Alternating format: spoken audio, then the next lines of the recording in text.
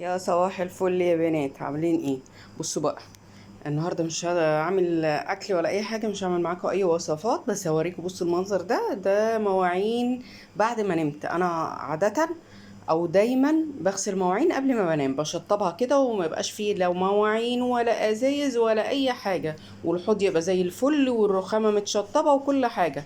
بتتملي ازاي بقى؟ في يد خفيه بتعمل هذا العمل السيء جدا. ويا ريت بيغسلوا بقى المواعين بعد ما بيخلصوا بقى ويعملوا الوجبات اللي بتخطر كده على دماغهم بتاعت اخر الليل دي ونص الليل، لا ما بيحصلش كده.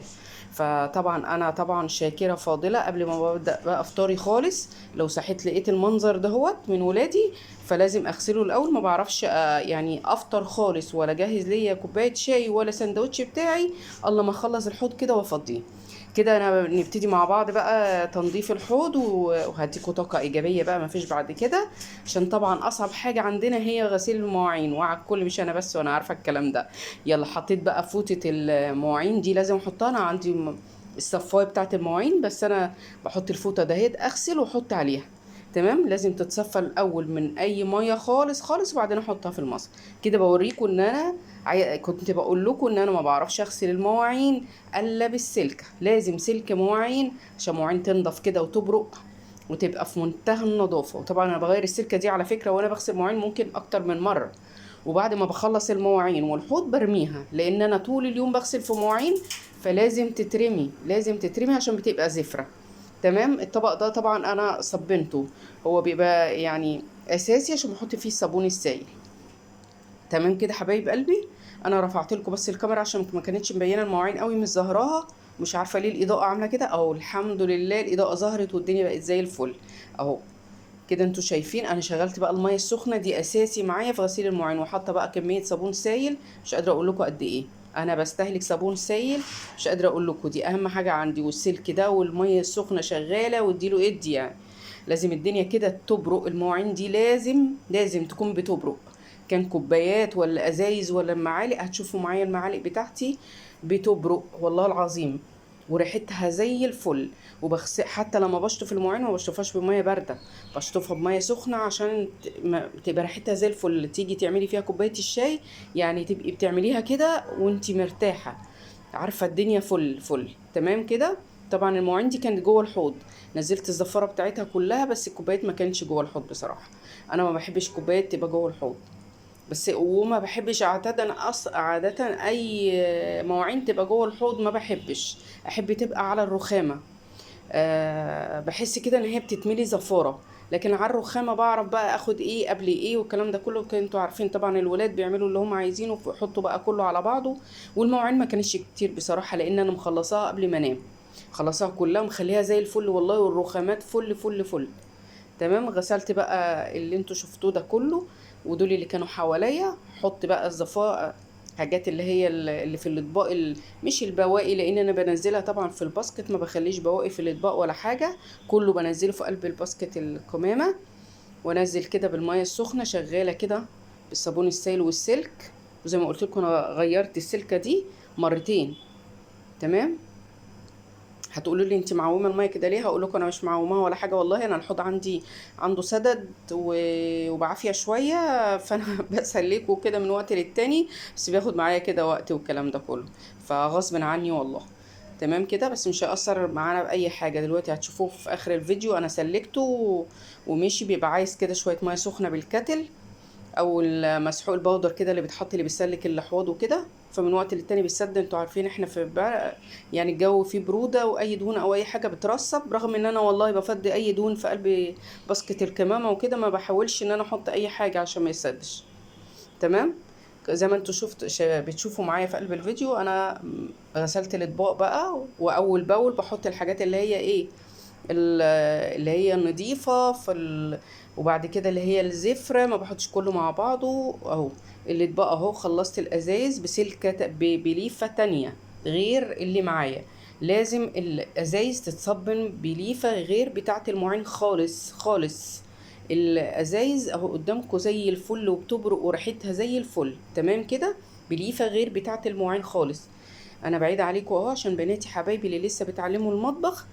كل حاجة وليها الليفه بتاعتها، تمام، عشان ما تبقاش فيها حاجه ريحتها زفره. تمام. سامحوني على الاضاءه يا بنات، انا مش عارفه ليه الاضاءه عماله بتنور كويس قوي وبعد كده بتدي اضاءه خافته. تمام. بشطف بقى واحده واحده كده بايدي، انا موسوسه قوي، والله موسوسه مين زي كده. احب اشطف الاطباق كده، يعني بصوا واحده واحده كده تشطف على الاخر. بيبقى عندي هاجس كده ان في صابون سائل لسه لازق على الطبق او على المواعين. اشطفها اكتر من ميه مره، والميه نازله كده طول الوقت. اي نعم انا ما بعملش اسراف في الميه، بس لازم تبقى نازله معايا وانا بغسل الحاجه، تبقى طول الوقت شغاله. حتى لو سرسوب بس تبقى شغاله، نازله على المواعين بتغسلها بشكل مرضي. تمام. يعني ما بحبش انا المواعين اللي بتتغسل على الناشف دي. حتى ولادي على فكره والله بقعد اقول لهم الكلام ده، لازم تعلموا ولادكم يعني بيتفرج عليا وبيشوفني، لازم تزرعي في بنتك ازاي تغسل حاجتها. النظافه دي اساس. تمام. وكل واحده تتجوز ويبقى لها بيت فتبقى عارفه بتعمل ايه. يعني في بنات ما بتعرفش اصلا تقف في المطبخ وما بتعرفش يعني ايه تغسل مواعين، ودي حاجه لا، لازم تعلميها كل حاجه حبيبه قلبي. وطبعا اكيد كلكم شطار وعارفين الكلام ده، كلنا بنتعلم من بعض، وكلنا ما كناش بنعرف وما كناش بنتعلم، وكلنا اتعلمنا وبقينا ستات بيوت وبقينا شطار وكل حاجة. طبعا انا بدور كده على المعالق في ايه تاني معالق، لكن انا ما لقيتش الحمد لله. غسلت كل المعالق.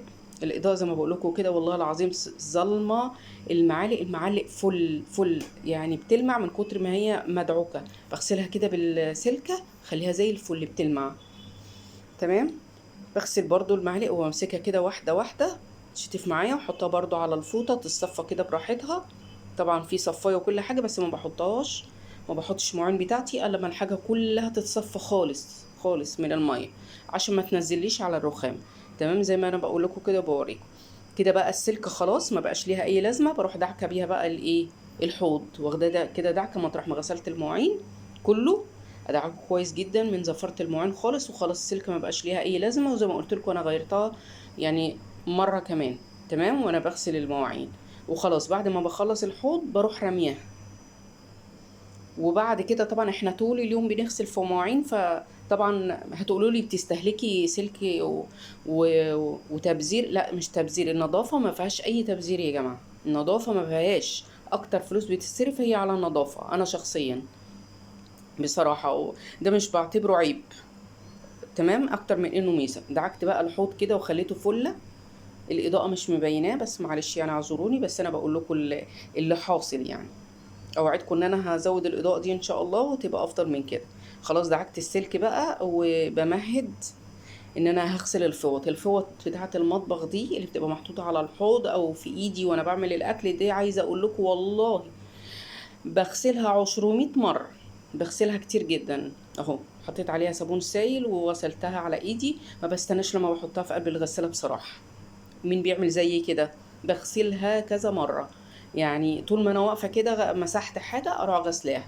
ومش بشطفها لا، ولا بنزل اللي فيها ولا لا لا، لازم.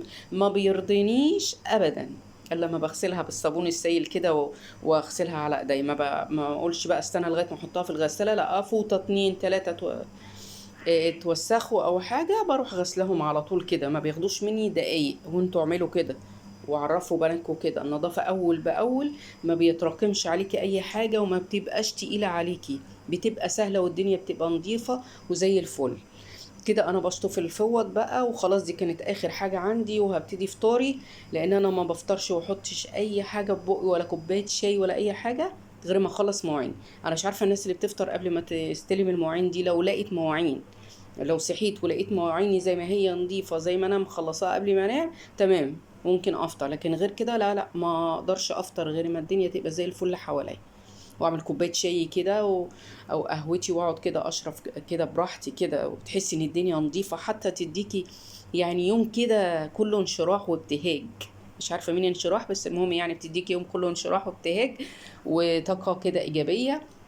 هعمل بقى كوبايه الشاي بتاعتي كده في قلب الكاتل، شطفته كده اديته شطفه كويسه، ده لازما ولا بد. وهعمل كوبايه الشاي واعمل معاها سندوتش بقى كده باي حاجه جواه. الساندوتش المفضل بالنسبه لي انا باكل فينو سن لان انا عامله دايت. اهو بوريكم بقى، بصوا بقى المنظر اللي بنعشقه كلنا، الحوض زي الفل فل. ما فيهوش ولا معلقه ولا اي حاجه، والفوط مصبنه وزي الفل وريحتها زي الفل وزي الورد وزي الياسمين. مين بيحب الياسمين زيي؟ المهم، ادي شايفين المنظر، والازايز زي الفل، والمواعين متصفيه على الفوطه. وبعمل بقى افطاري، كوبايه الشاي بتاعتي والفينو السني بتاعي، واعمل جواه اي حاجه. ابدأوا يومكم يلا بطاقة إيجابية، ونهاركم سعيد وأجمل حاجة في الدنيا. ربنا يخليكم ليا يا رب، وأرجو منكم الدعم واللايك، وبتمنى لكم يوم سعيد وجميل جدا مليء بالفرحة والأخبار الجميلة اللي بتتمنوها. أترككم في رعاية الله، والسلام عليكم ورحمة الله وبركاته. نسيت اقول لكم ان انا بقول لكم هنا هوت ان انا بصفي بعد ما خلاص المواعين بتتصفى على الفوطة بتاعت المواعين. بحطها بقى خلاص، بحطها في قلب الصفاية، وفي قلب الصفاية بتاعت المعالق وصفاية الأطباق. وكده خلصت خلاص. وأقول لكم بقى أترككم في رعاية الله، والسلام عليكم ورحمة الله وبركاته. السلام عليكم ورحمة الله.